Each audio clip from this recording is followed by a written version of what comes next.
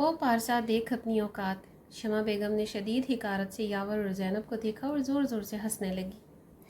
Harapha गंदी औरत, यावर चिल्लाया और साथ ही उसे खांसी आ गई। वो मुनासिब खुराक ना मिलने की वजह से बहुत कमज़ोर हो गया था, जबकि ज़ैनब को कुछ बोलती ही नहीं थी। चुप बुढ़े, शमा बेगम चिल्लाई। देख मैंने तेरा क्या हाल किया है। मेरा बेटा तुम्हें ज़िंदा नहीं छोड़ेगा जलील औरत।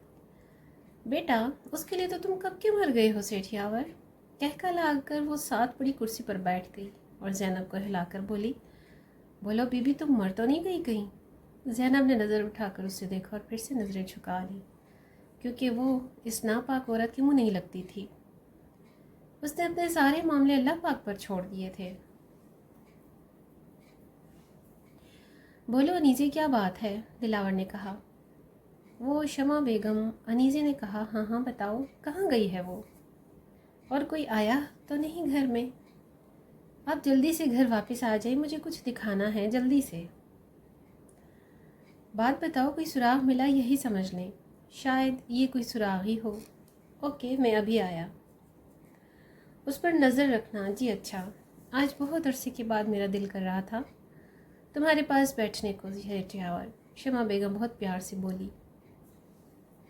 मुझे नफ़रत है तुमसे जलील औरत, उसने कहका लगाया। और तसल्ली रखो यावर, मुझे तुमसे मोहब्बत चाहिए भी नहीं, मगर आज मैं तुम्हें कुछ बताने आई हूँ। मैं जा रही हूँ हमेशा के लिए, और अब तुम दोनों बहुत थोड़े दिनों के मेहमान रह गए हो, क्योंकि अब तुम दोनों को खाना नहीं मिलेगा और कुछ दिन के बाद तुम दोनों भूख से मर जाओगे। अफसोस होगा मुझे, मगर मैं खुश भी हूँ कि तुम दोनों से जान छूट जाएगी। सज़ा तो दे ही चुकी हूँ तुम दोनों को। अब पता चला मुझसे पंगा लेने का अंजाम सेठ यावर। और ये बूढ़ी औरत, ये क्या खुशी देगी तुम्हें, इसकी सारी जवानी तो मैंने छीन ही ली। वह कहका लगा अगर फिर से बोली, चलो आखिरी ख्वाहिश बता दो मुझे तुम यावर, शायद मैं पूरी कर दूँ। वह हद से ज़्यादा खुश नज़र आ रही थी। यही वो राज है दिलावर, उसने इशारा करते हुए कहा। ये सब क्या है अनीसे, तुम मुझे यहाँ ये बरसों पुरानी बेल दिखाने के लिए लाई हो, जो मैं बचपन से देखता आ रहा हूँ। वो गुस्से से लाल पीला हो गया और ज़ोर से उसके बाजू को मोड़ लिया। मेरी बात तो सुन लें दिलावर साहब। आंसू बहने लगे। बकवास मत करो, जो करनी है वह हिकारत से बोला। बेवकूफ़ औरत, जाहिल, सारा वक्त बर्बाद कर दिया मेरा। बोलो भी, वो चिल्लाया। उसके पीछे खुफिया दरवाज़ा है जहाँ शमा बेगम गई है। वो जल्दी जल्दी बोली क्योंकि उसे बहुत तकलीफ़ हो रही थी। खुफिया दरवाज़ा? वो हैरान हुआ। कहाँ है वो वहाँ। उसने आंसू साफ किए और एक तरफ इशारा किया। अच्छा तो अब मैं चलती हूँ, एक अदा से बोली, क्योंकि अब मेरे तुम्हारे साथ दोबारा कभी मुलाकात नहीं होगी। तुम्हारी और तुम्हारी इस पाक दामन बीवी की मौत का अफसोस तो होगा मुझे, यकीन करो। वो फिर से मुस्कुराई थी। अरे इतनी भी क्या जल्दी है मामा। दिलावर, उसने मुड़कर खौफ से देखा। जी हाँ दिलावर। वह गुस्से से दहाड़ा। तुम यहाँ तक कैसे पहुँचे? ये सब इस घटिया औरत ने किया होगा। खबरदार अगर तुम आगे बढ़े तो। शमा बेगम ने पिस्तौल ज़ैनब के सर पर रख दिया। मैं मार दूंगी इसे, पीछे हो जाओ। वो रुख दिलावर की तरफ करके चीखी, मगर इससे पहले ही यावर ने उसे टांग मारी और वो मुंह के बल गिर गई। दिलावर ने उसे पकड़ लिया।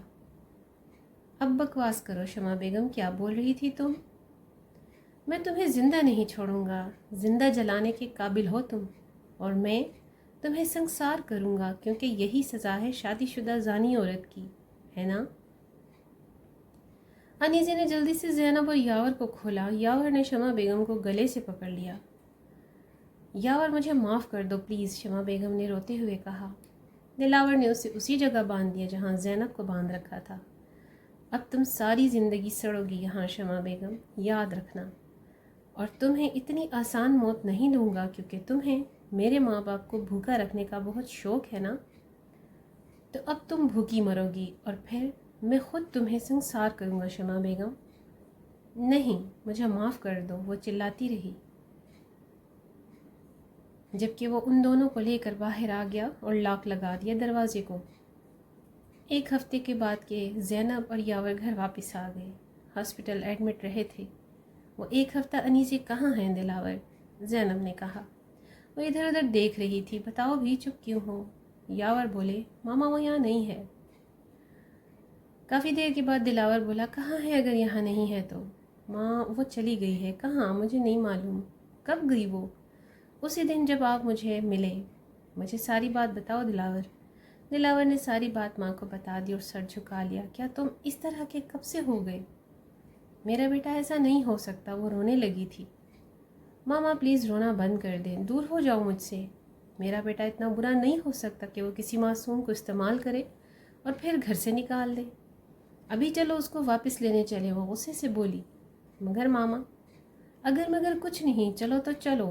اچھا آپ رکے، میں واپس لے کر آتا ہوں۔ وہ ان کے سامنے خاموش ہو گیا۔